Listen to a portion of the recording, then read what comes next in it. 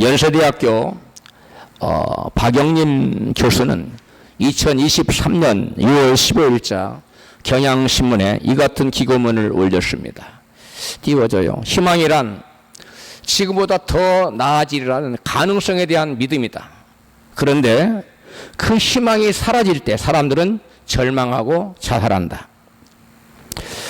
그런데 2016년에서 20년에 실시한 제7차 월드 밸류스 서베이, 즉 세계 가치조사에서 한국 청년 중 20.8%는 노력해도 성공하지 못한다고 답했다. 2021년 미국 퓨 리서치 센터는 17개 나라 선진국인 성인 1만 7천 명을 대상으로 당신의 삶을 의미 있게 하는 가치는 무엇인가 라고 물었다. 세계인들이 꼽은 가치는 38%가 가족이 1위였어요. 두 번째가 25%가 직업이었고, 그 다음에 친구들과의 관계, 그 다음에 그 여행을 한다든가 여유 있는 삶을, 이런 것들로 쭉 나타났어요. 그런데 유독 한국 사람들만 세계 나라와 전혀 다르게 가장 중요한 가치로 물질적 풍요를 19%를 뽑아왔습니다. 우리 한국의 독특한 가치관입니다. 그리고 우리 한국에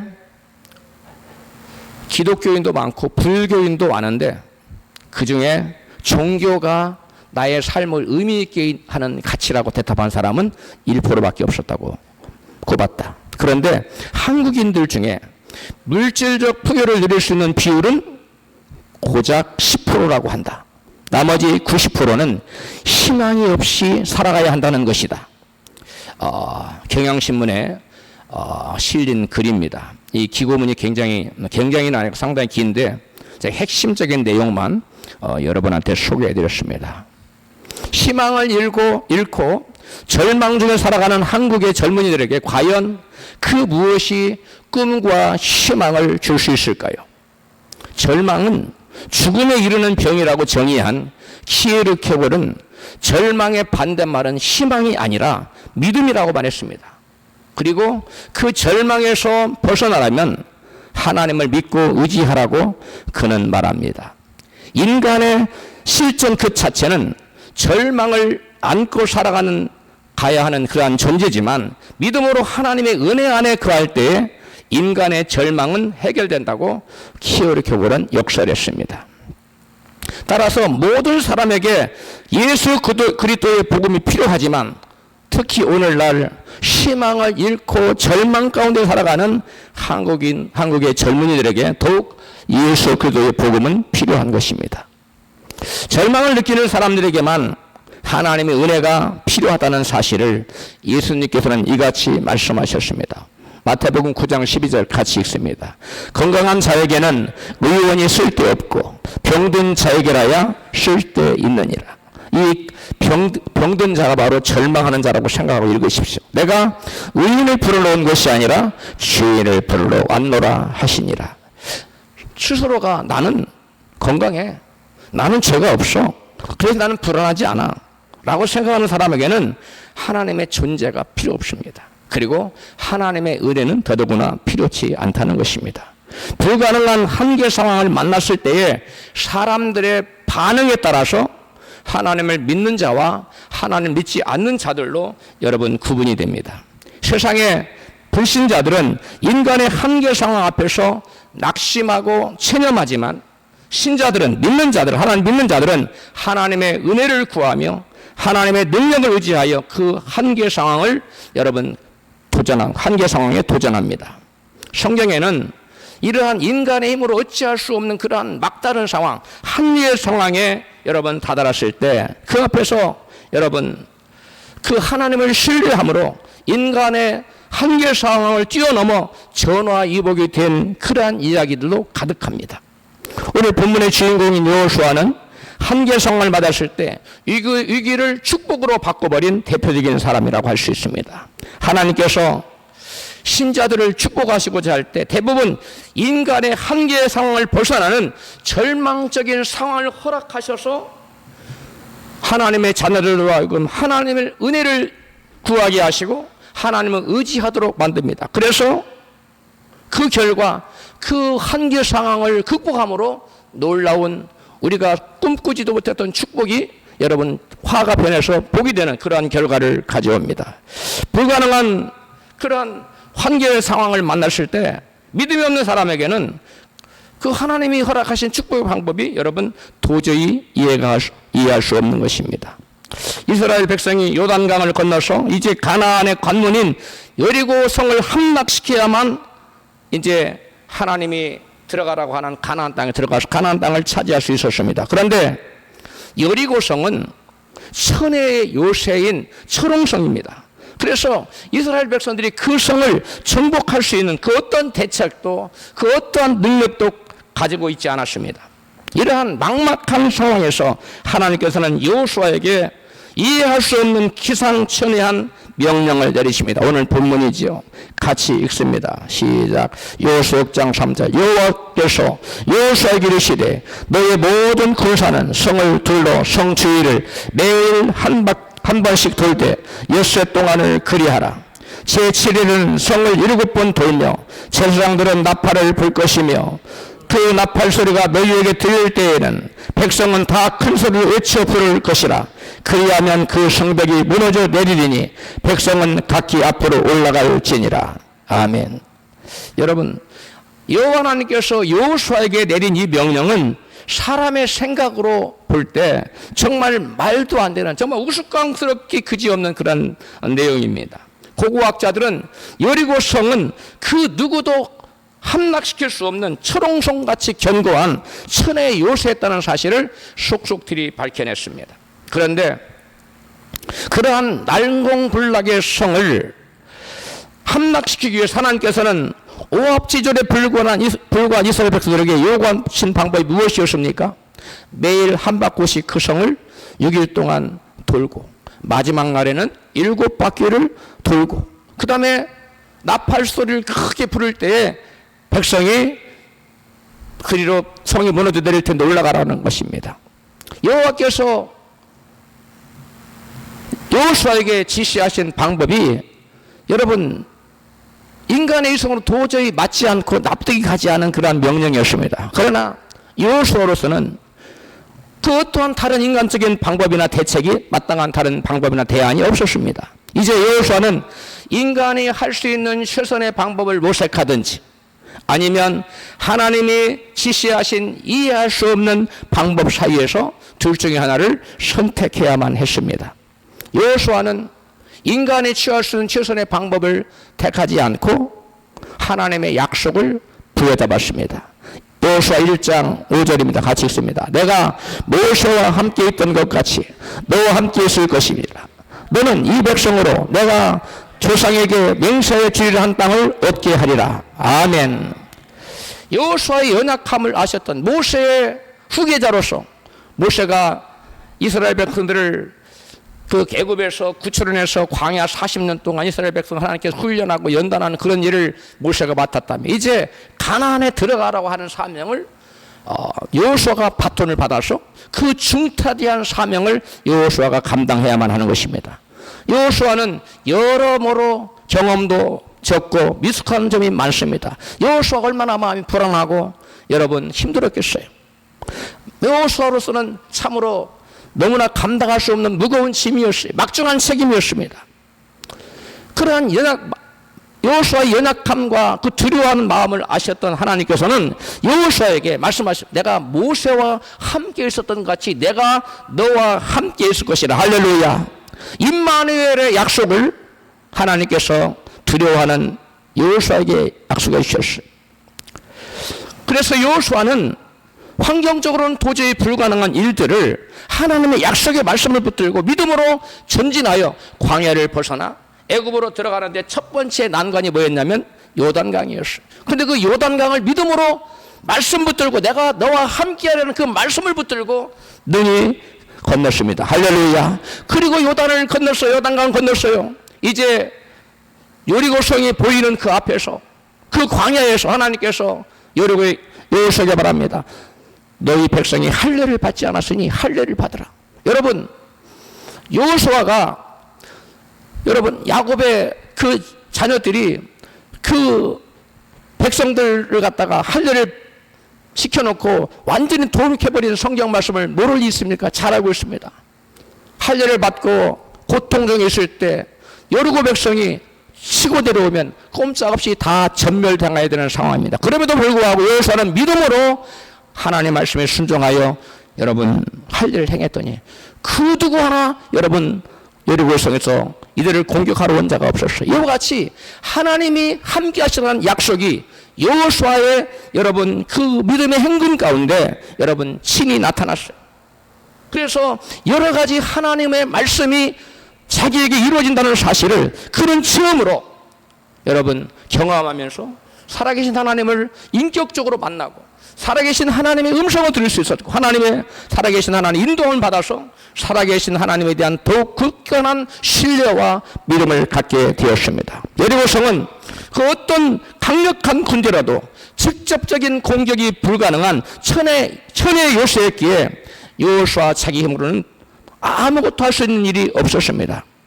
여호수아가 믿고 의뢰할 수 있는 것은 딱 한 가지였습니다. 내가 너와 함께하리라. 할렐루야. 내가 너와 함께하리라는 그 한마디 약속의 말씀과 경험을 통해서 알게 된 신실하신 하나님의 인격을 여호수아는 여러분 의지할 수밖에 없었습니다. 여호수아는 하나님 말씀을 믿고 말씀대로 법궤를 앞세우고 요단강에 발을 내딛는 순간 요단강이 갈라지는 놀라운 기적을 체험한 바 있습니다. 여호수아는 경험을 통하여 기적을 불러오는 믿음은 지식적인 믿음이 아니라 말씀에 순종하는 믿음이라는 것을 요단강을 건널 때 그리고 광야에서 할례를 행할 때 그는 체득하게 되었습니다. 생각의 믿음이 아닌 말씀에 순종하는 믿음은 어떠한 불가능한 문제도 여러분 해결하신 하나님의 기적을 난다는 사실을 여호수아는 무엇을 통해서 알게 됐다고요? 경험을 통해서, 체험을 통해서 알고 있었습니다. 기독교는 관념적인 종교, 지식적인 종교, 이성적인 이론적인 그리고 지식적인 그런 죽은 종교가 아닙니다.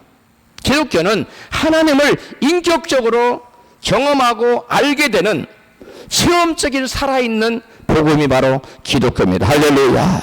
우리는 죽은 하나님을 믿는 게 아니에요.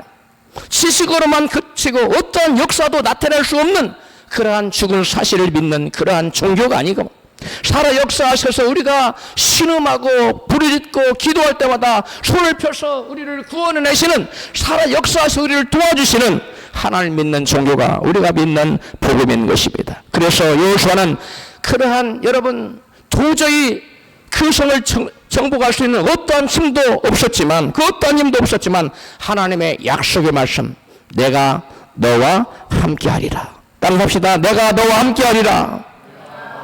그 말씀 하나를 믿고 그의 명령대로 순종하여 하나님 말씀에 순종하여 나아갈 수 있었던 것입니다. 히브리서 11장 30절입니다. 믿음으로 7일 동안 여리고를 두루 다니며 성이 무너졌으며 여러분 여호수아의 지금 믿음을 말하고 있습니다. 여호수아는 7일 동안 어떻게 했다고요? 뭘로? 믿음으로. 어떤 믿음입니까? 내가 너와 함께하리라. 할렐루야. 내가 너와 함께하리라는 그 말씀을 여호수아는 믿었어요. 환경을 바라본 것이 아닙니다.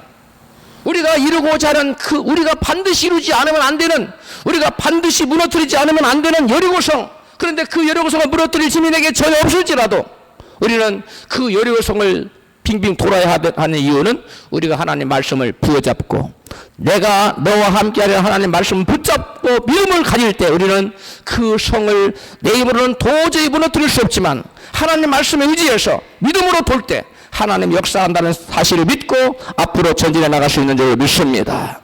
성경은 7일 동안 여리고를 돌았다고 간단하게 기술하고 있지만 60만 대군이 엿새 동안 그 성을 돈다는 것이 말과 같이 쉬웠을까요? 그 많은 이스라엘 회중이 엿새 동안 매일 한 바퀴씩 돌기가 그리 쉽지 않았을 것이라는 사실을 우리는 쉽게 추측할 수 있습니다. 왜냐하면 그 방법이 군사적인 전략으로는 아무런 의미가 없을 뿐더러 무모하기 짝이 없는 위험천만한 작전이었기 때문입니다. 성 위에서 돌을 던져. 여러분 60만 태군이 성을, 그 성이 그렇게 크지 않습니다. 여기 직경이 4km라고 그래요. 그래 그렇게 크지 않아요. 그래 쭉 돌면 위에서 지금 성에서 성 위에서 진을 치고 내려다보고 있는데 칼을 들고 그 사람들이 돌을 아무 데나 던져도 사람들이 총총히 가는데 전지는 쭉쭉 돌에마다 다 죽습니다. 그러면 그 성 위에 여러분 보초를 쓰는 사람이 1000명만 잡아도 한 사람이 100개씩 던지면 하루에 얼마씩 죽어나갑니까? 여러분 10만 명씩 죽어나가요. 그러면 6일이면 전멸해요. 그게 여러분 간단한 계산이 나오는 겁니다. 이러한 무모한 도전, 말도 안 되는 하나님의 말씀을 믿고 여호수아가 돌자고 했을 때 과연 60만 대군이 여러분 쉽게 여호수아의 지시를 받고 움직일 수 있겠냐는 것이 쉽지 않다는 것입니다. 조그만 생각이 있는 사람은 얼마든지 생각할 수 있는 심각하게 전략적으로 모순이 있는 무모한 작전이었다는 것입니다. 그런데도 불구하고 그런 무모한 작전 명령에 60만 대군이 여호수아 말 한마디에 순종하는 것이 쉬웠겠냐는 것입니다. 그래서 여호수아는 여리고성을 도는 어떻게 하루에 한 바퀴씩, 그 다음에 제상 나파, 난강 나파를 불고 그 한 바퀴씩 마지막 달에는 7바퀴 불고 또 물 나파를 불면은 외치고 그 다음에 무성이 불어는 올라, 이렇게 방법을 다 얘기한 다음에 오늘 우리가 10절 말씀에서 읽은 것처럼 한 가지 금기사항을 얘기합니다. 성을 돌 때 금기사항, 반드시 지켜야 될 수칙을 얘기합니다. 같이 읽습니다. 여호수아 6장 10절 같이 읽습니다. 여호수아가 백성에게 명령하여 이르되 너희는 외치지 말며 너희 음성을 들리게 하지 말며 너희 입에서 아무 말도 내지 말라. 그리하다가 내가 너희에게 명하여 외치라 하는 날에 외칠지니라 하고. 아멘.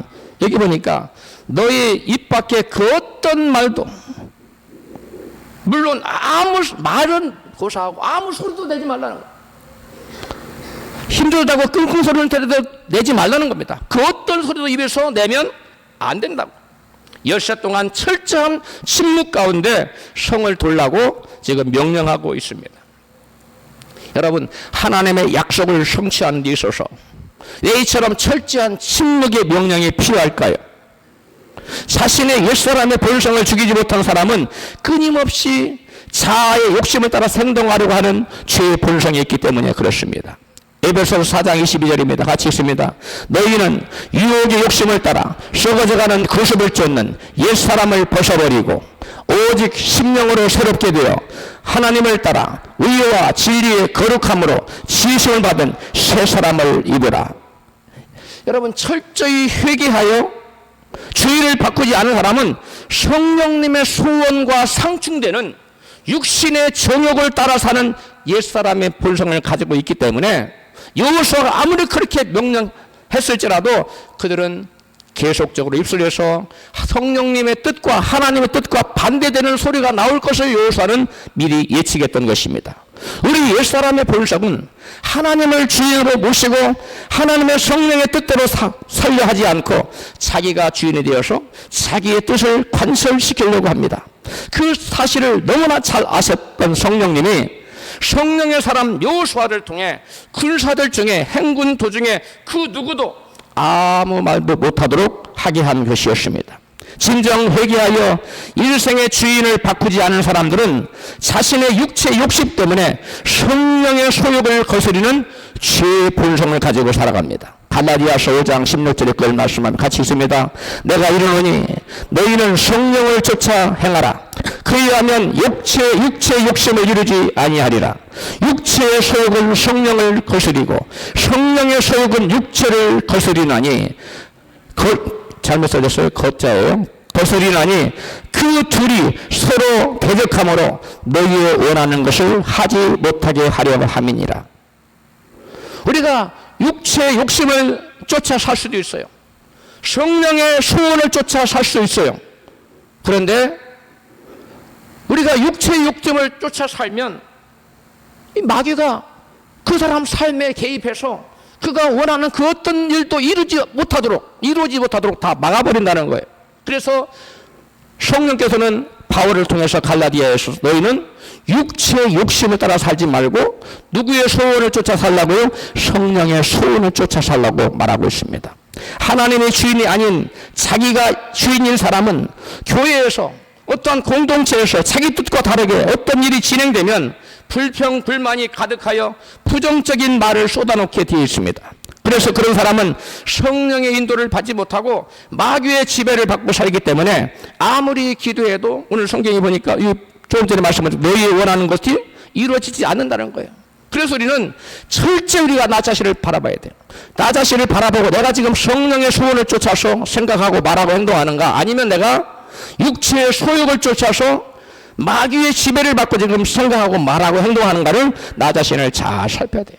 내가 성령의 소원을 쫓아 생각하고 말하고 행동하지 않으면 마귀의 지배를 받아요. 그래서 내가 원하는, 이루어지기를 원하고 꿈꾸고 바라는 것들이 하나도 이루어지지 않다는 거예요. 그러나 우리가 성령의 소욕을 쫓아 행하면, 성령의 소욕을 쫓아 살면 내가 비록 부족하고 연약하고 지금 환경이 아무리 어렵고 도저히 어떤 것도 이루어질 가능성이 1%도 없이 보여도 여러분 그때는 우리가 원하는 바가 이루어진다는 것입니다. 할렐루야. 반면에 진정 회개하여 자신의 주인이 아니라 하나님의 주인인 사람은 공동체에서 자기 뜻과 다르게 일이 진행할지라도 결코 불평불만을 말하지 않습니다. 불평불만 자체를 품지 않습니다. 진정 회개하여 자기가 주인이 아니라 하나님의 주인인 사람은 자기가 주인 노릇을 하려 들지 않기 때문에 그 어떤 원망이나 불평불만이 없는 것입니다. 어느 교회에 파당이 생기고 또 분열이 생기는 이유는 그 교회에 하나님의 주인이 아니라 자기가 주인인 사람에게 그 사람의 사회적 지위가 높다고, 그 사람이 돈이 많다고 그 교회에서 중책을 맡겼기 때문에 그런 사람들이 교회를 좌지우지하니까 교회에 분열이 생기고 파당이 생기고 분열이 생기는 것입니다. 자기가 주인인 사람은 하나님 뜻과 배치되는 생각을 하기 때문에 자기와 생각이 같은 사람들을 규합하여 당을 짓고 결국 교회를 분열시킵니다. 그래서 성령 하나님께서는 여호수아를 통해서 믿음으로 행군하는 군사들에게 입 밖에 아무 소리도 내지 말라고 엄히 입단속을 시킨 것입니다. 이 같은 성령 하나님의 지시는 오늘날도 전적으로 유효합니다. 여러분, 다른 교인들을 만나서 얘기 중에 자기 교회에 뭐 이상한 부정적인 얘기, 담임 목사님 자기 성도들 이상한 얘기, 이런 부정적인 얘기를 여러분에게 들려주거든. 여러분, 그런 부정적인 말 여러분 들어서는 안 됩니다. 여러분이 그 말을 듣는 순간 그 안에 있는 악한 영이 여러분에게 들어옵니다. 여러분, 악한 영이 한번 여러분 속에 들어오기는 쉬워도 결코 나가는 건 쉽지 않습니다. 그렇게 되면 그것을 반박하거나 말을 못하도록 반박하거나 아니면 그 자리를 피하십시오. 반박할 힘이 없으면. 그래서 말에 동조하고 가만히 듣고 있으면 그래 맞아 말 안 해서도 가만히 듣고 있는 것이 동조 자체예요. 그래서 어둠의 영이 들어옵니다. 그러면 그 사람은 하나님이 가까이 나가기 싫어요. 교회에 나가기 싫습니다. 여러분, 그 신앙이 힘을 잃어요.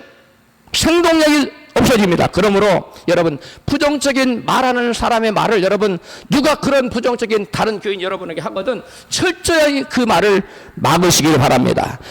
막을 힘이 없거든 어떻게 하라고? 그 자리를 즉시로 피해야만 됩니다. 할렐루야. 여러분, 하나님을 거스르는 죄에 동참하는 그런 죄를 지면 영적인 문둥병이 들어서 여러분 공동체와 격려가 돼요. 구약시대에 실제로 문둥병이 들면 공동체에서 따로 분리시켰습니다. 오늘날도 여러분 이와 같은 영적인 문둥병이 들면 여러분 공동체에서 멀어지게 돼 있어요. 그래서 신앙생활에 활력을 잃게 되었습니다.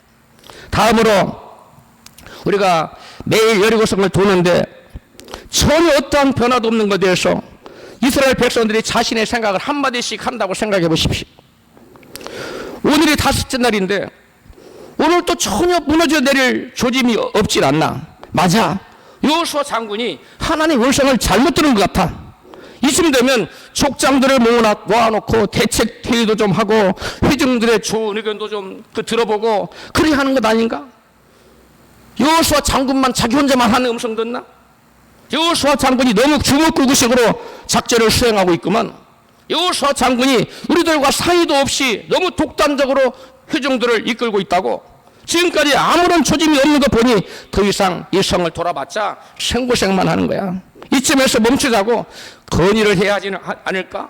이렇게 개개인이 각자의 자기 마음에 있는 자기가 동의되지 않는 그런 것에 대해서 부정적인 말을, 불평불만의 생각을 여러분 가감없이 돌면서 털어놓았다고 생각해 보세요. 그러면 한 바퀴나 제대로 돌았겠어요? 직경이 4m면 쭉 돌면 여러분 제가 계산을 못하기엔 상당한 긴 거리입니다. 하나님의 뜻대로 그들이 과연 하나님이 지시한 대로 7일 동안 생부를 계속할 수 있었겠으며 마지막 날에 7바퀴를 계속 돌 수 있었겠냐는 것입니다. 이처럼 모든 성도들이 내 생각을 말하기 시작한다면 교회 공동체가 얼마나 혼란스럽겠습니까? 교회 공동체가 여러분 산으로 올라가지 않겠어요? 모든 교우들이 자기의 불평불만을 말하기 시작한다면 교회 공동체가 과연 하나가 될 수 있겠습니까? 교회 공동체가 과연 하나님 뜻대로 세워질 수 있겠습니까? 성령 하나님께서는 하나님의 몸된 교회를 세우시기 위하여 성도들의 마음을 하나 되게 하십니다. 빌립보서 2장 2절입니다. 같이 읽습니다. 5절인데 여러분 읽으시기 바랍니다. 시작. 마음을 같이 하여 같은 사랑을 가지고 뜻을 합하여 한 마음을 품어 에베소 4장 3절 평안에 매는 줄로 성령에 하나 되게 하신 것을 힘써 지키라. 여러분 성령님은 하나 되게 하는 역사를 하세요. 어떻게 해서 마음을 하나 되게 해요. 그것도 같은 사랑을 가져요. 그리고 뜻을 합하게 해요. 그리고 한 마음 품게 해요. 이게 성령 하나님이 하시는 일입니다. 그래서 성도들이 연합하면 놀라운 여러분 강력한 힘이 여러분 나타납니다. 성도들이 성령 안에서 한 마음을 품어서 한 뜻을 이루면 어떤 역사가 나타날까요? 신명기 32장 30절 마지막 부분입니다. 시작. 어찌 한 사람이 천을 쫓고 두 사람이 만을 더 많게 하였을까?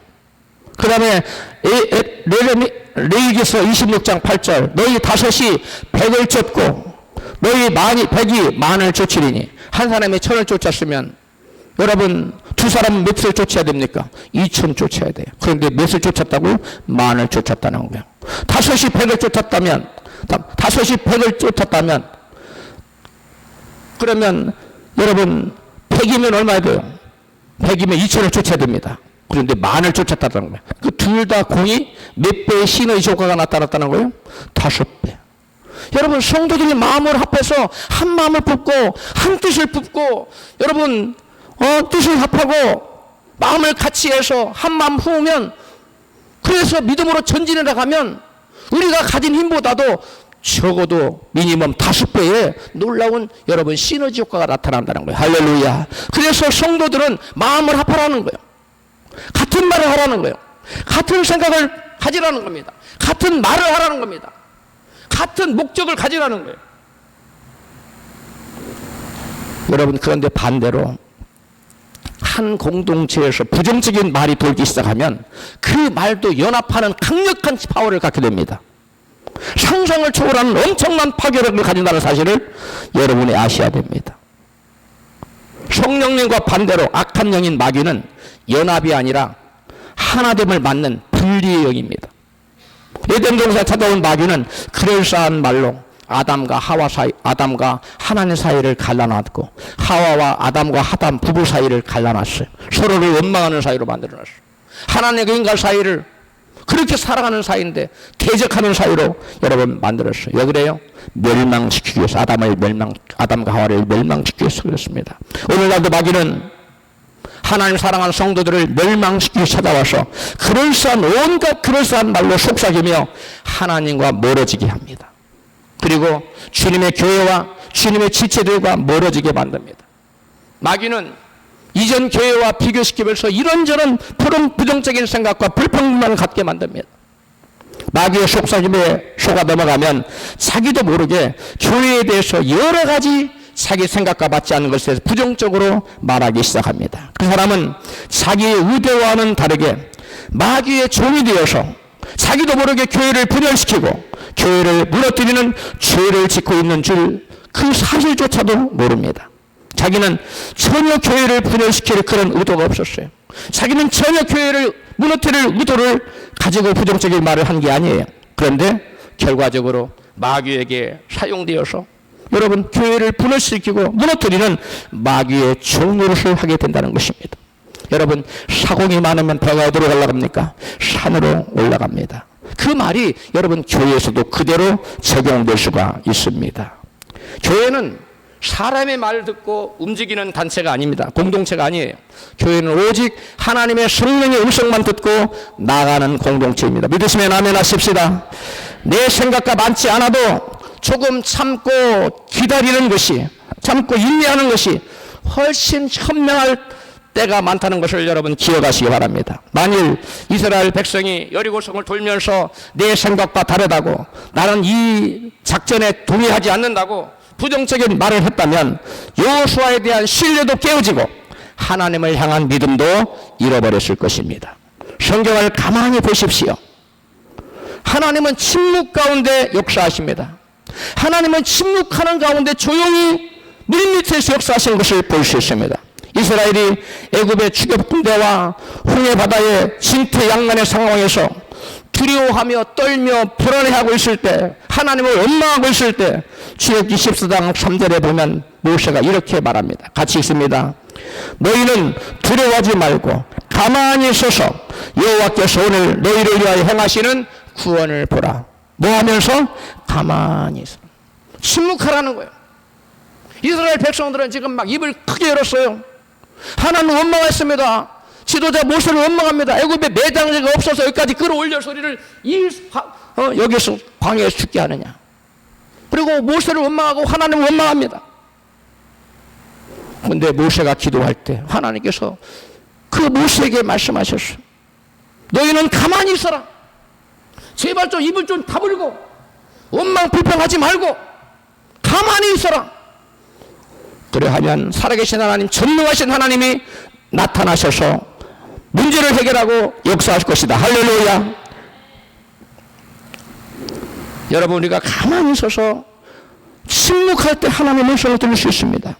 침묵하는 중에 내게 들려온 하나님의 음성에 순종할 때 내가 점령하지 않으면 안 되고 반드시 함락시키지 않으면 안 되는 나에게 있는 여리고성을 여러분 무너뜨릴 수가 있게 됩니다. 그러나 우리가 가만히 있지 못하고 침묵하지 못하고 입을 벌리고 원망과 불평과 내 생각을 막 쏟아놓으면 하나님이 역사하는 것이 아니라 그 여리고성은 오로지 하나님께서 역사해야만 넘어질 수 있는 성인데 하나님 역사하는 것이 마귀가 역사해버리기 때문에 여러분 여리고성은 더욱더 견고해지게 되는 것입니다. 사실 여러분 침묵하는 중에 하나님의 음성을 들으면, 그리고 그 음성을 우리가 순종하게 되면 여러분 놀라운 우리가 생각지도 못하는 여리고성이 무너지는 역사가 나타납니다. 사실 우리를 힘들게 하는 것은 하나님의 명령에 순종하는 것보다 하나님의 명령에 순종했는데도 눈에 보이는 것이 아무것도 없을 때가 아닙니까? 하나님 명령에 내가 순종을 하기는 그래도 나름대로 하는데 하나님 명령에 순종을 했어요. 그런데 아무런 것도 안 나타나. 여리고성 돌라고 돌았어요. 한 바퀴 돌았어요. 아무것도 징조가 없어요. 두 바퀴 돌았어요. 좀 뭐 금이라도 가야 되는데 아무것도 안 났어요. 아무런 징조가 없어요. 조짐이 없어요. 여리고성이 무너질, 하나님의 약속이 이루어질 그러한 조짐과 징조가 조금도 사인이 나타나지 않는다는 거예요. 그때 우리는 힘든 것입니다. 믿음의 행진을 할 때에 하나님의 약속이 내가 이만큼 기도했으면, 내가 이렇게 금식했으면, 내가 이렇게 순종했으면 이만큼 나타나야 되는데 내가 기도했던 만큼, 내가 기대하는 그만큼 어떠한 사인도, 어떠한 징조도, 어떠한 조짐도 보이지 않을 때 사람들은 거기 그 앞에서 낙심하고 절망하고 좌절하고 원망하게 됩니다. 여러분,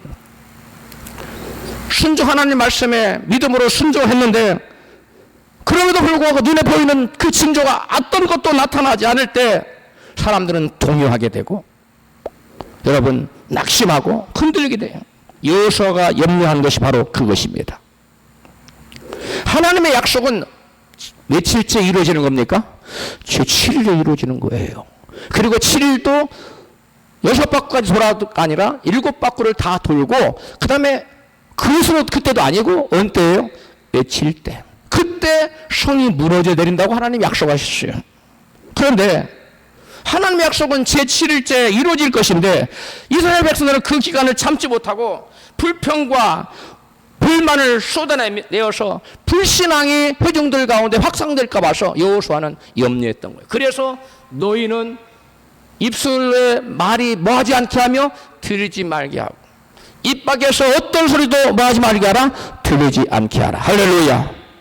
여호수아는 광야에서 조금의 불편도 참지 못하고 원망 불평하는 육체 욕심을 따라 사는 이스라엘 백성의 모습을 너무나 많이 보아왔기 때문에 이와 같은 명령을 내린 겁니다. 하나님에 대한 진정한 믿음과 순종은 하나님의 정하신 때까지 그 어떠한 징조나 그 어떠한 징후나 조짐이 보이지 않아도 여러분 끝까지 믿고 인내하며 순종하는 것, 그것이 바로 진정한 믿음의 소유자인 것입니다. 할렐루야. 내가 이만큼 했으면 이때 뭔가 좀 나타나야 되는데, 내가 이만큼 했으면, 기도했으면 뭔가 좀 금이라도 가야 되고, 또 무너지는 소리라도 좀 들리고, 한쪽 귀퉁이가 좀 무너진다든가 뭐 좀 사인이 있어야 될 거 아니에요. 어떤 성이 무너져 내릴 것 같은 징조가 좀 보여야 될 거 아닙니까? 전혀 그런 게 없어요. 그러면 여호수아의 경험상 이스라엘 백성들을 수없이 원망 불평하는 걸 보아왔는데, 경험상 여지없이 이스라엘 백성들은 그때 뭐 한다고요? 원망하고 불평했어요. 지도자 모세를 대항하고, 그 다음에 하나님을 원망하고, 그런 것들을 여호수아는 수도 없이 봐왔기 때문에 이 백성이 또다시 이 성을, 저기들의 생각과 맞지 않는 성을 돌라고 했을 때 한두 바퀴는 괜찮겠지만 세 바퀴 넘어가면 벌써 이 사람들 원망 불평을 쏟아질 거야. 그러면 그들은 부정적인 말에 서로 동화가 돼서 서로 불신앙을 서로가 키워서 도중에 돌지 않고 멈춰설 수 있다고 여호수아는 깨달은 것입니다. 그래서 너희는 입 밖에서 아무 소리도 들리지 않게, 어떤 소리도 입에서 나오지 말게 하라고 말한 것입니다. 하나님의 약속이 우리에게 성취되도록 하게 어려운 것은 바로 우리가 하나님의 정하신 때까지 7일간 기다려야만 한다는 것입니다. 하나님은 이스라엘 백성들에게 내가 너희가 돌면 첫 바퀴 돌 때 이만한 징조를 보여주고, 두 바퀴 돌면 이런 징후가 나타났고, 세 바퀴 돌면은 귀퉁이가 좀 무너질 거고, 이렇게 말씀하지 않았어요. 그냥 일방적으로 명령했습니다. 하루에 몇 바퀴씩? 한 바퀴. 그리고 한 바퀴씩 6일 동안 돌고 제7일 7바퀴를 돌아라. 그리고 나팔이 불거든 외치라. 이렇게 하나님 말씀하셨어요. 여기서 이스라엘 백성들은 며칠 돌아야 됐어요? 며칠 기다려야 됐습니까? 7일. 그런데 이 7일은 완전수입니다. 이거 상징적인 수예요. 7일은 사실 각 사람에게 전혀 다른 기간이라는 데 문제가 있어요. 성경에서처럼 7일 만에 딱 된다면, 그까짓 건 뭐 내가 굶든 뭘 하든 뭐 7일 못 버텨? 여러분 7일 버티라면 다 버틸 거예요. 그런데 여러분, 여기서 말하는 7일은, 여리고성이 무너지는 7일은 상징적인 숫자예요. 7일은 완전수입니다. 하나님이 원하시는 완전한 때에 여러분 여리고성이 무너진다는 거예요. 하나님께서 정하신 7일이라는 시간이 다윗에게는 17년이었어요. 그리고 요셉에게는 13년이었습니다. 모세에게는 여러분 그 7일이라는 시간이 40년이었어요. 그들에게 여러분 숱한 고난과 우여곡절이 많았고, 자기들이 받은 꿈이 전혀 성취될 것 같지 않았지만 하나님의 때가 되자 하나님께서 기적적으로 그들에게 주신 꿈과 비전을 이루어내셨습니다. 할렐루야. 여러분, 다윗 17년 동안, 그리고 요셉이 13년 동안 감옥에 있을 때, 모세가 광야에 40년 있을 동안에 자기들 각자 꿈과 비전을 보여주셨는데, 야, 내가 이렇게 어려운 상황에서도 언젠가는 내 꿈이 이루어질 거야, 이렇게 믿었을까요? 못 믿었을까요? 어렵습니까, 문제가? 여러분, 이 사람들 중에 완전히 그것을 믿고 있던 사람은 없었어요. 다 낙심하고 절망했습니다. 여호수아도, 그 요셉도 사람들한테 성을 넣잖아요. 나 좀 풀어, 나 죄 없다고, 나 좀 왕에게 좀 해서 나 좀 풀어달라고. 어떻게라도 거기서 벗어나는 게 지금 목표였어요. 무슨 뭐 총리가 되고 그런 건 꿈도 못 꿨어요. 깊은 감옥에 있는데 무슨 그런 꿈을 꿉니까? 다윗은 뭐라 그럽니까? 죽음과 나 사이에는 한 걸음밖에 남아있지 않다고 말했어요. 그런데 무슨 왕이 될 꿈을 꿉니까? 모세가 40년 광야에 있은 다음에 하나님이 시내산에 올라가니까 떨기나무 가운데 불꽃가 타오르는데 이곳은 거룩한 곳이니 너의 발을 벗어라. 신발을 벗어라. 이제 내가 내 백성으로 너를 보내서 그들을 구원하게 할 텐데 너는 나의 명령을 가지고 가서 내 백성을 구원해라. 그러니까 모세의 대답을 합니까? 주여 보낼 만한 자를 보내소서. 모세가 꿈을 간직하고 있었다면 무슨 그런 얘기를 하겠어요? 여러분, 엄청난 성경의 위대한 믿음의 전사들, 여러분 믿음의 거장들조차도 하나님의 약속보다도 세상의 환경이 더 크게 보일 때가 있었다는 거예요. 그럴 때마다 저들도 암울한 현실 앞에서 울고 절망하고 낙심하고 포기했다는 거예요. 그런데 우리가 연약한 사람들이 우리 앞에 당한 우리가 생각할 수도 없는 크나큰 시련과 역정이 우리 앞에 닥쳐올 때 우리가 어찌 끝까지 꿈을 간직하고 낙심하지 않을 수 없으며 절망하지 않을 수 있겠어요? 여러분, 낙심하고 절망하는 것은 당연한 거예요. 할렐루야. 절망해야만 우리는 하나님을 찾게 돼 있다고 키에르케고는 말하고 있어. 절망은 죽음에 이르는 병인데 그 죽음에 이르는 절망의 반대만은 희망이 아니라 믿음이라는 거예요. 그 절망 속에 우리는 믿음을 갖게 돼 있고 하나님 찾게 돼 있고 믿음을 갖게 돼 있고 그 믿음을 가지면 우리는 절망에서 비로소 벗어나서 하나님께서 우리에게 주신 꿈과 비전이 이루어진다는 거예요. 할렐루야. 키에르케고는 대단한 신앙인이었습니다. 철학자였는데, 기독교 철학인이었는데, 여러분 다윗이나 요셉이나 모세 같은 사람 대단한 여러분 믿음의 거장들 아닙니까? 그런데 그들에게도 여러분 누구에게도 예외 없이 하나님의 약속을 잊어버릴 때도 있었고 하나님의 음성을 들을 수 없을 때도 있었고 현실을 보고 꿈을 포기할 때도 있었다는 거예요. 그러므로 우리가 믿음의 행진을 하고 믿음의 행진을 해서 우리의 궁극적인 이스라엘 궁극적인 목적이 뭐였어요? 여리고성을 정복하고 차차로 모든 성을 정복해 가나안 땅을 차지하는 거 아닙니까? 그들에게 주신 꿈과 비전과 우리에게 주신 꿈과 비전이 여러분 이름만 다르지 사실은 같은 겁니다. 우리도 우리 앞에 있는 여리고성을 무너뜨려야만, 왜? 여리고성이 가나안에 들어가는 관문이거든요.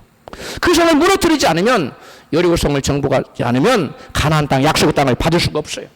마찬가지로 저와 여러분도 하나님께 우리에게 가나안을 약속했는데 그 축복을 받으려면 우리 앞에 놓여있는 문제의 여리고성을 함락시키지 않으면 안 된다는 거예요. 할렐루야. 이건 반드시 함락시켜야 돼요. 그런데 그것은 여러분 내 힘으로가 아니라 전능하신 하나님 우리가 믿고 의지하고 그 말씀에 뭐 할 때, 순종할 때 그 성을 우리가 함락할 수 있다는 것입니다. 할렐루야. 믿음의 사람들에게 믿음의 거장들과 상황이 여건은 다르지만 똑같은 훈련과 연단의 과정이 저와 여러분에게 펼쳐지고 있다는 사실을 우리는 알아야 됩니다. 하나님은 분명히 약속하셨는데 현실을 보면 아무 일도 일어날 것 같지 않은, 마치 엘리야에게 하나님께서 소낙비를 주겠다고 약속했는데 하늘을 보니까 구름 한 점 없어요. 아무것도 일어날 것 같지 않아요.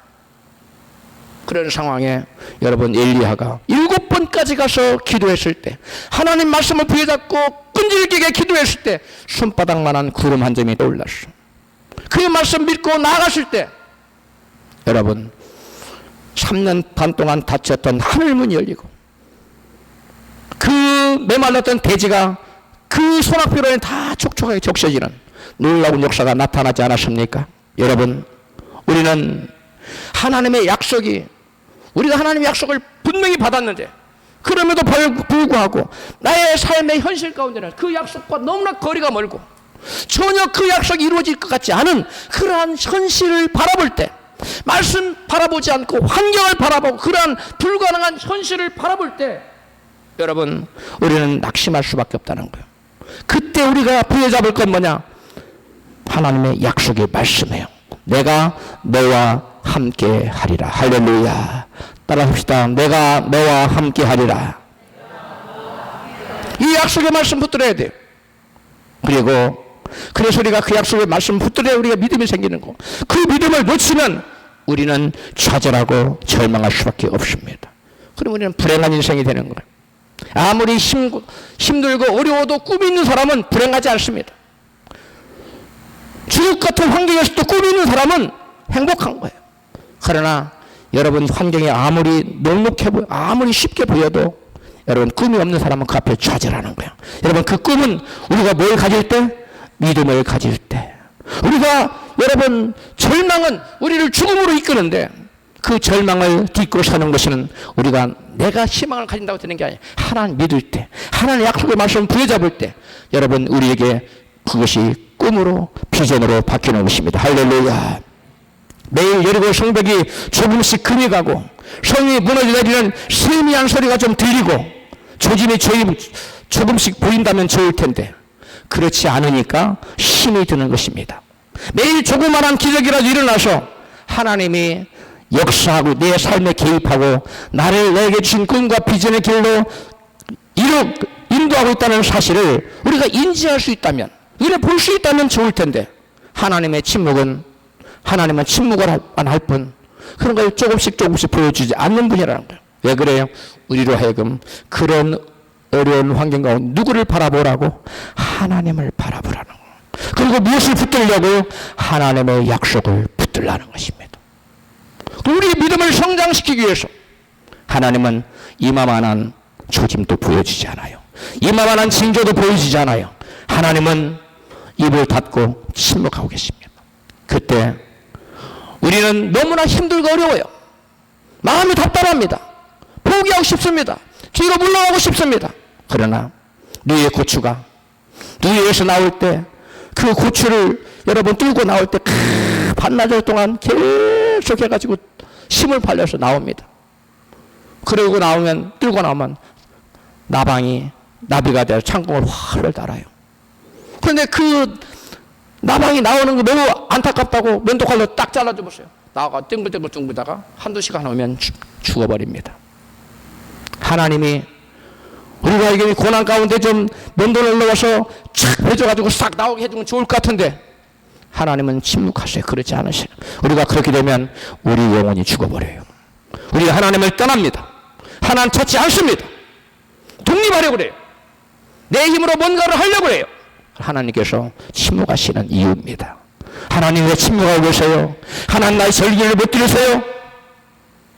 불평하지 마세요. 하나님이 저와 여러분을 사랑하시기 때문에 하나님은 어떠한 징조도 보이지 않고 어떠한 사인도 보여주지 않고 어떠한 결법한 그런 걸 보여주지 않고 하나님은 침묵으로 일관하십니다. 며칠 동안요? 7일 동안요. 7일은 무슨 수라고요? 완전수의 상징 숫자예요. 다윗에게는 그 시기 13년이었어요. 다 17년이었어요. 요셉에게는 그 횟수가 여러분 13년이에요. 모세에게는 40년이었어요. 여러분에게 몇 년이 될지 각 사람에게 하나님 정한 때가 있어요. 시간이라는 단어는 여러분 원어로 크로노스하고 카이로스라는 두 가지 시간이 있어요. 크로노스는 모든 사람이 아는 시간이에요. 그냥 자연치 시간이에요. 캘린더에 나타난 시간이 크로노스입니다. 그러나 하나님이 정하신 때의 시간이 있어요. 그게 카이로스. 그게 카이로스예요. 여러분 각 사람에게 하나님 정하신 때가 있어요. 여러분 각 사람에게 하나님 정하신 카이로스의 시간이 있어요. 그때가 되기까지는 절대로 여러분이 아무리 발버둥을 치고 저와 여러분이 아무리 때를 쓰고 아무리 난리를 쳐도 그 어떤 일도 일어나지 않습니다. 하나님에게 주신 영롱한 비전이 전혀 이루어질 기색조차 보이지 않아요. 아무것도 나타날 것 같지 않은 하늘에 구름 한 쪽이 떠오르지 않는 어떠한 사인도 없는 그러한 날이 지속된다는 것. 그럴 때 우리는 낙심해야 되겠지요? 그럴 때 우리는 낙심하면 안 됩니다. 믿음을 가지고 약속의 말씀을 부여잡고 여러분 소망 가운데 하나님의 약속을 부여잡아야 돼요. 할렐루야. 내가 너와 함께 하리라. 우리 하나님은 우리가 편하고 쉬울 때만 함께 하시는 것이고 힘들고 어려울 때 내 힘으로 어찌할 수 없어서 중단하고 싶을 때 여러분 어떤 사람이 너무나 힘들고 어려운 꿈을 꿨는데 백사장을 갔는데 걸음이 두 사람의 발자국이 있다. 한 사람이 발자국 가만히 보니까 그 시간대가 너무나 힘들고 어려웠거든요. 주여 따졌어요. 이럴 수가 있습니다. 내가 이렇게 힘들고 어려울 때 주님이 나를 홀로 두고 가셨군요. 주님 말씀하셔서 얘야 네가 너무나 힘들고 어려울 때 내가 너를 업고 갔노라. 할렐루야. 여러분 우리 주님 우리 버리지 않습니다. 우리가 아무리 힘들고 어려운 상황에 우리의 꿈과 비전이 전혀 아무런 의미가 없고 모두 다 무효가 되고 어떤 것도 성취가 되지 않을 것 같은 그러한 상황 속에서도 하나님이 침묵하시는 이유는 저와 여러분을 믿음의 사람으로 세우기 위함입니다. 할렐루야. 여러분 믿음의 사람으로 서시기를 주 여러분 축복합니다. 성도 여러분, 여러분은 여러분 앞에 놓인 여리고성을 돌면서 하나님의 약속의 말씀을 믿고 순종하며 지금까지 잘 버텨오셨어요. 견뎌오셨어요. 이제 얼마 남지 않았습니다. 일제 암울한 시대의 현실 속에 살았던 이은상 시인의 고지가 바로 저긴데 라는 시를 읽어드리겠습니다. 운명의 고난의 운명을 치고 역사의 능선을 타고 이 밤도 호의적거리며 가야만 하는 결례가 있다. 고지가 바로 저긴데 이에서 멈출 수는 없다. 넘어지고 깨어지고라도 한 조각 심장만 남거들랑 부둥지 않고 가만히 가야만 하는 결례가 있다. 새는 날 피 속에 웃는 모습 다시 한번 보고 싶다. 이은상 씨, 우리 고등학교 때인가 여러분 시 아마 다들 기억은 못하더라도 이 시를 다 공부했을 거예요. 시인의 노랫말처럼 조금만 더 힘을 내시고 참으시면 머지않은 불행 장래에 꼭 좋은 날이 올 줄로 믿습니다. 하나님께서는 감당할 시험밖에는 허락지 아니하시고 시험당할 즈음에 피할 길을 주신다고 하는 약속을 믿으시기 바랍니다. 아무리 길이 보이지 않고 오직 절망스러운 환경만 펼쳐진다고 해도 입을 굳게 다무시고 불신앙과 불평의 말을 쏟아내시지 마시기를 바랍니다. 특별히 나에게는 훈련과 연단이 크고 오래 걸린다고 생각되시는 분이 계신가요? 그만큼 그런 분들에게는 그 사람들 그분을 향한 하나님의 계획과 뜻이 크다는 거예요. 여러분 냄비의 밥은 몇십 분이면 돼요. 그러나 큰 가마솥의 밥은 몇십 분이 아니라 몇 시간, 수행할 시간 불을 떼야 밥이 됩니다. 마찬가지로 하나님께서 여러분에게 큰 꿈을 주셨다면, 큰 비전을 주셨다면, 여러분들 큰 일을 하나님께서 같이 하기를 원하신다면 여러분 당하는 고난과 시련은 여러분 길고 혹독합니다. 내게 그 시련이 길고 혹독할 때 하나는 원망하지 말고 오히려 감사하고 찬양하는 여러분 되시기를 바랍니다. 하나님께서 각자에게 정해놓으신 7일이라는 훈련과 연단의 시간이 지나야 하나님께서는 하나님의 계획하신 섭리와 여러분 비전이 성취된다는 사실을 믿으시기 바랍니다. 하나님께서 섭리 가운데 정해놓으신 카이로스의 시간이 되기 전까지 우리는 아무리 노력하고 발버둥 쳐도 하나님의 비전은 이루어지지 않아요. 7일이 지나야 돼요. 목사님 제가 지금 이렇게 애쓰고 6일 동안 돌았는데 7일에 지금 6바퀴 돌았는데 왜 안 이루어지죠? 안 이루어집니다. 왜? 하나님의 정하신 카이로스 시간이 안 됐기 때문에 그래요. 하나님의 정하신 섭리의 카이로스가 되면 모든 악조건을 초월하여 우리 인간의 눈으로 도저히 불가능해 보이는 그러한 뜻, 하나님의 꿈이 주신 각 사람에게 놓여있는 여리고성이 무너지는 놀라운 기적이 일어날 줄로 믿습니다. 하나님의 섭리정에 정하신 카이로스의 시간이 살 때까지 믿음으로 순종하여 인내하며 여리고성을 점령하고 가나안을 모두 차지하시기를 주님의 이름으로 축원합니다.